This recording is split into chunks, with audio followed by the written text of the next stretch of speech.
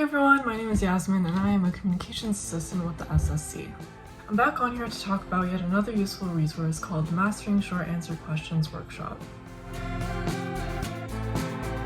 Whenever I'm writing an exam, I always get a little stressed when I end up reaching the short answer section. It's like you never know what to expect, and I get anxious about how I should be writing down my answers. Do they want me to go and list items? Do they want me to explain my whole thinking? Like, you never really know. It's a whole process, and the last thing I need when I'm writing an exam is that extra stress. So luckily, the SSC was able to help me out. I signed up for the workshop and attended this past winter semester using the OSCARplus platform. You can take a look at any existing workshops you might be interested in by logging in, clicking Student Success Center, and then Events. Here you'll be directed to a type of calendar, and you can just click on whatever works for you to register. So this workshop was very similar to the Study Smarter, Not Harder workshop. It was a group of students like me, along with a speaker, that led us through several slides and then promoted discussion by asking us questions about the topic or even going through some practice problems. What I really liked about it was that it wasn't really stressful at all.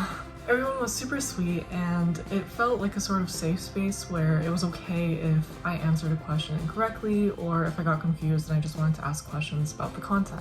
Overall, I had a really great time, and I think it was an amazing environment for learning as well. Reflecting on this workshop, I think the biggest lesson that I've learned is that it's worth it to really take your time to understand and absorb, what that short answer question is trying to ask of you. Now, I know that sounds like an obvious suggestion, but it's way easier to overlook than you'd think. I often skim through these types of questions because they tend to be around, the end of the exam, and I get really nervous about having that time crunch. But this approach makes it really easy to misinterpret the problem. Honestly, in order to avoid that, I tend to do the short answer section first and then make my way to the multiple choice questions afterwards, since they're easier to go through if my time is more limited. Something that stood out to me in particular during this workshop was how the speaker mentioned that there were certain types of words that would tend to pop up in short answer questions. These words can sort of act as cues that are meant to help you recognize how to answer that question in order to get full marks. For example, there's a big difference between being asked to list something related to course content as opposed to being asked to explain it. Sometimes this difference is very obvious and students can differentiate between them very easily, but other times that keyword can be a bit more confusing. For example, I used to get really confused about the word state, like state what happens when XYZ occurs. Like, are bullet points too little? Is a whole explanation too much? Like, I just would never know. In short answer questions, state would tend to refer to brief sentences with only key info being mentioned.